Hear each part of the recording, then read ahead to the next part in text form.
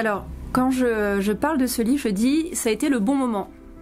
Et pourquoi? Parce que ça a été le bon moment pour transmettre un certain nombre de choses, pour avoir moi-même expérimenté le concept que j'aborde dans le livre, et le raccrocher à une expérience pour le développer en prenant de la distance, du recul, pour mieux l'analyser et le rendre accessible le plus largement possible.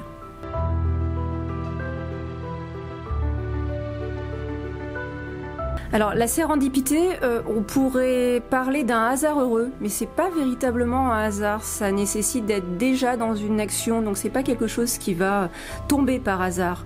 C'est ce que je vais appeler la trouvaille augmentée. On était en chemin pour chercher quelque chose avec un objectif bien particulier, et au final il va se passer un accident, une erreur, un échec qui va faire qu'on pourrait abandonner, mais non, on va poursuivre sur une autre route parfois, en ouvrant des nouvelles possibilités, avec l'objectif de réussite.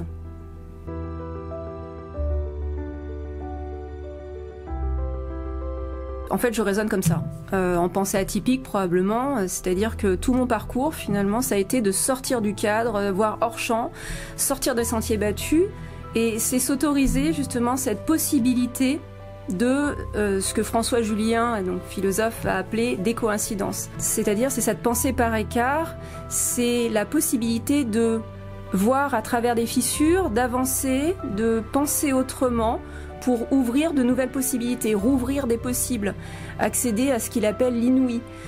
Finalement, il y a beaucoup de personnes qui pensent par écart, on le valorise peut-être pas forcément suffisamment, et c'est se permettre cette possibilité de penser autrement, tout simplement.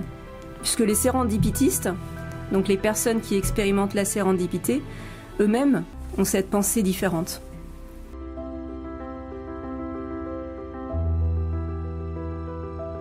Alors, la métisse, effectivement, c'est un champ philosophique qui a été écarté par les Grecs au 5e siècle et qui est vraiment très intéressant. Je trouve assez peu exploité malheureusement. Il y a un livre phare de Vernant et d'Étienne qui en parle. C'est cette intelligence rusée.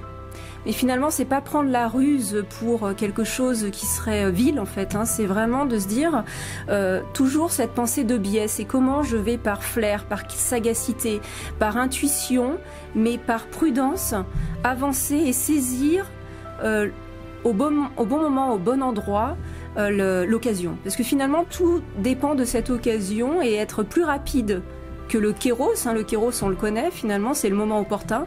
Mais cette métisse que l'on réintroduit, c'est se préparer à saisir le kéros et donc à le devancer en ayant cette faculté d'anticipation pour le saisir au bon moment.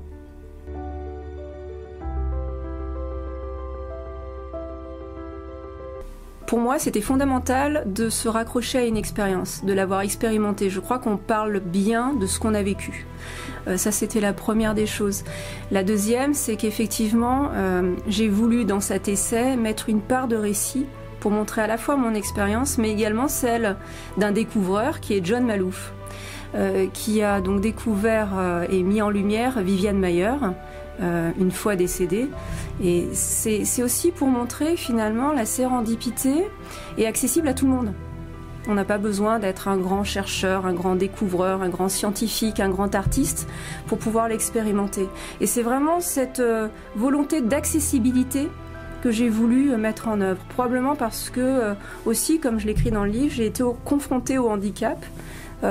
Et c'est peut-être cet univers, ce monde, ce regard qui m'a fait prendre conscience de cette importance d'accessibilité, encore une fois.